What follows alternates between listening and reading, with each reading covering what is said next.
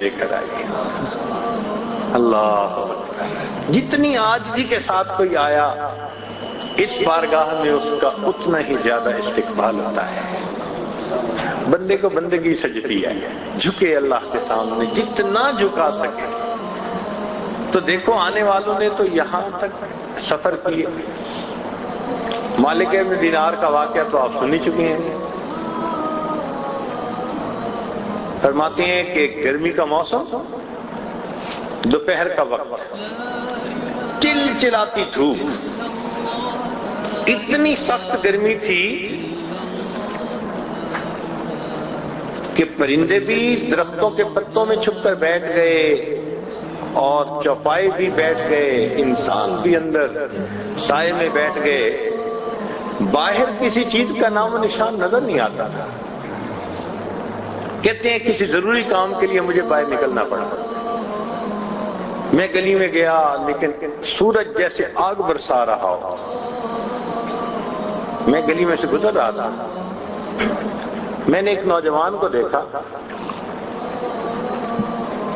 جو دونوں ٹانگوں سے معذور، وہ ایسے گھسٹتا گھسٹتا آگے آ رہا ہے۔ میں نے قریب سے اس کو دیکھا، پسینے میں اس کے کپڑے بھیگ کے گیلے ہو چکے تھے اور سورج کی دھوپ کی شدت کی وجہ سے اس کا چہرہ سرخ ہو چکا تھا، جیسے دھوپ نے اس کے کھال کو جلا کے رکھ دیا ہوا، اور وہ آگے آگے بڑھ رہا ہے۔ میں نے اس سے پوچھا کہ نوجوان تو کہاں جا رہا ہے؟ اس نے کہا میں حج پہ جا رہا ہوں۔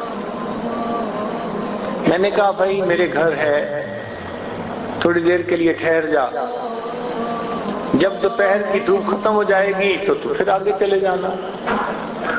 اس نے کہا مالک ابن دینار تو پاؤں کے ذریعے آرام سے چلتا ہے، سفر طے ہو جاتا ہے، میں تو ایک ایک انچ گھسٹ گھسٹ کے آگے بڑھتا ہوں، مجھے وقت زیادہ لگتا ہے۔ مجھے اس بات کا ڈر ہے کہ اگر میں نے راستے میں رکنا شروع کیا تو ایسا نہ ہو کہ ادھر ایام حج شروع ہو جائیں اور ادھر میرا سفر ہی کہیں ختم نہ ہو۔ اس ڈر کی وجہ سے میں رکتا نہیں، میں جاؤں گا۔ کہتے ہیں میں نے اسے مشورہ دیا کہ نوجوان میں تیرے لیے کوئی سواری کا بندوبست کر دیتا ہوں، سواری پہ سوار ہو کے جلدی چلے جانا۔ کہنے لگے جیسے میں نے یہ کہا اس نوجوان نے غصے کی نگاہوں سے میری طرف دیکھا اور کہنے لگا کہ مالک ابن دینار میں تجھے بڑا عقل مند سمجھتا تھا، یہ کیا تم نے بات کی؟ یہ بتاؤ کہ اگر کوئی غلام اپنے آقا کو ناراض کر بیٹھے اور پھر وہ ارادہ کرے کہ میں اپنے مالک کو جا کر مناؤں، تو بتاؤ اس غلام کو سواری پہ جانا اچھا لگتا ہے یا اس کو گھسٹ گھسٹ کے مالک کے در پر پہنچنا اچھا لگتا ہے؟ کہنے لگے میں نے اس نوجوان کی بات سنی، حیران ہو گیا۔ وہ نوجوان چلا گیا۔ فرماتے ہیں کہ اللہ کی شان دیکھیں کہ اسی سال اللہ نے میرے لیے بھی حج کا سفر آسان کر دیا، میں بھی حج میں شریک ہوا۔ جب میں نے رمی جمار کی پہلے دن،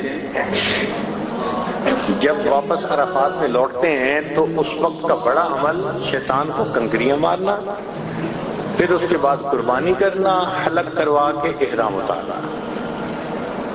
کہنے لگے جب کنکریاں مار کے میں فارغ ہوا تو میں نے لوگوں کو دیکھا کہ ہجوم ہے۔ میں نے پوچھا کیا مسئلہ؟ ان کا یہ بات یہ ہے کہ ایک نوجوان ہے جو دعائیں مانگ رہا ہے اور سب لوگ سن رہے ہیں اس کی دعا کو۔ میں نے کہا یار ذرا مجھے بھی راستہ دو نا۔ انہوں نے راستہ دیا۔ کہنے لگے میں نے دیکھا وہی نوجوان اپاہج معذور نوجوان احرام باندھا ہوا ہے اور اللہ کے سامنے دعائیں کر رہا ہے، اور دعا میں یہ کہہ رہا ہے کہ اللہ تیری دی ہوئی توفیق سے میں نے تیرے گھر کا دیدار کیا، میں نے مقام عرفات پہ بھی وقوف کیا، مزدلفہ میں بھی وقوف کیا، اے اللہ اب میں نے شیطان کو کنکریاں مار کر اس سے اپنی نفرت کا اظہار بھی کر دیا، اب قربانی کا وقت ہے۔ یہ جو لوگ کھڑے ہیں یہ سب صاحب استعداد لوگ ہیں، یہ جائیں گے اور جا کر جانوروں کو قربان کریں گے۔ اور مولا تو جانتا ہے کہ میں فقیر انسان ہوں، احرام کے کپڑوں کے سوا میرے پاس کچھ نہیں۔ اے میرے مولا میں اس وقت اپنی جان آپ کے نام پہ قربان کرنا چاہتا ہوں، اللہ مجھ سے یہ میرا نذرانہ قبول کر لیجئے۔ کہتے ہیں اس نوجوان نے یہ کہہ کر کلمہ پڑھا اور اپنی جان اپنے رب کے حوالے کر رہی۔ ان محبتوں کے ساتھ آنے والے ان جگہوں پر آئے، آپ سوچیں کیا ہمارے دلوں میں آج وہ کیفیتیں ہیں، وہ محبتیں ہیں؟ ہم تو وقت کی قدر نہیں کر پا رہے جو کرنی چاہیے تھی۔ یہ ذہن میں رکھیں کہ ہم اس وقت اپنی زندگی کا انمول وقت گزار رہے ہیں۔